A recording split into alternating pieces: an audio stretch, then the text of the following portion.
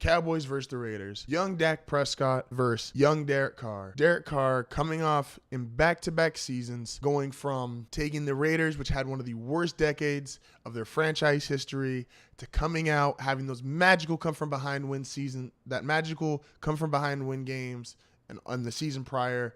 Now a legit powerhouse. Defense still shaky, but the offense is just magical. Doesn't put up the same kind of numbers that in Atlanta does, but the offense is just magical when you watch them. And on the other side, you have young Dak Prescott, second season in the NFL.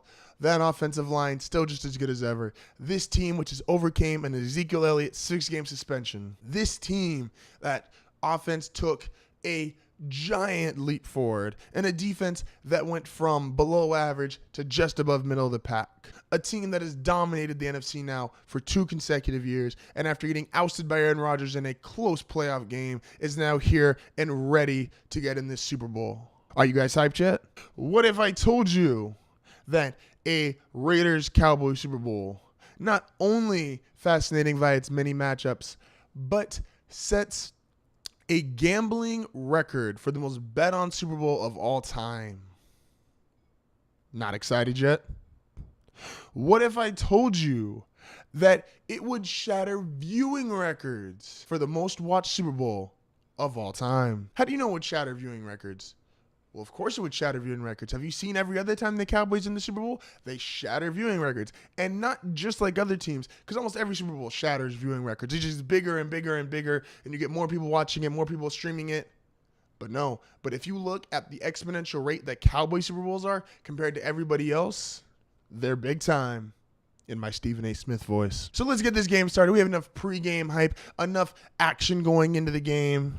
Enough excitement. Cowboys versus the Raiders, first quarter. In the first drive of the game, I have Dak Prescott getting off to a sizzling start and driving the Cowboys right down the field to get them off to a 7-0 start. Derek Carr, while as talented and as special as his arm is, he has Super Bowl nerves. Despite actually being the more experienced quarterback, he doesn't quite have it under him yet. Derek Carr goes 3 and out in his first series. Dallas then takes the ball and methodically pushes it down the field in very Dallas Cowboy-like fashion and pushes the score to 14-0 with an ironic 14 seconds to go. Entering the second quarter, Derek Carr is now realizing, wow, I'm not going to have a lot of time and I'm not going to have a lot of chances.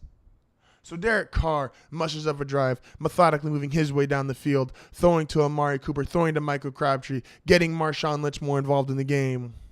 But alas, on a 3rd and 1 when they really need it, Marshawn Lynch shows that after being out of the NFL for a year, he is not automatic on 3rd down. The Raiders have to settle for a field goal. There is now 6 minutes left to go in the second quarter. Dak Prescott takes his final 6 minutes, and although he does not have as much time to methodically march the ball down the field like he had in the previous drives, he still takes it, and with 37 seconds to go, punches it into the end zone as he gives the ball to Ezekiel Elliott. This gives the Dallas Cowboys a 21-3 lead heading into halftime. In the third quarter, Derek Carr realizes, I got to make this happen. I got to make it now. There's no longer time to have Super Bowl nerves. Derek Carr talent shows out, and he immediately comes out of halftime and gets a touchdown drive. Dallas in somewhat of a state of shock, thinking that they'll be able to take the ball right back down the field. Khalil Mack makes the play on 3rd down to force a punt. Derek Carr then takes the ball and drives it right back down the field, but once again, only to get a field goal. This puts the game 21-13 as we head into the fourth quarter. This fourth quarter of a Super Bowl with the Dallas Cowboys, the Oakland Raiders, 2 of the oldest and most noteworthy franchises in Super Bowl history, with 2 of their best young quarterbacks they've ever had. The drama and the tension is rising. Unfortunately, as much tension, hype, promise, and build-up as this Super Bowl has delivered us, the Dallas Cowboys once again show where they were not only the class of the NFC, but have been the class of the NFL over the past 2 years. The offensive line, too big, too strong, too good of a running game. They march the ball in 2 more times and expand the lead to 35-13.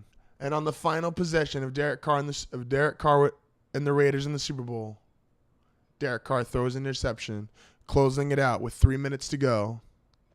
and Dak Prescott sits on the ball and wins this franchise's 6th Lombardi trophy and the first of what's probably going to be many in his career.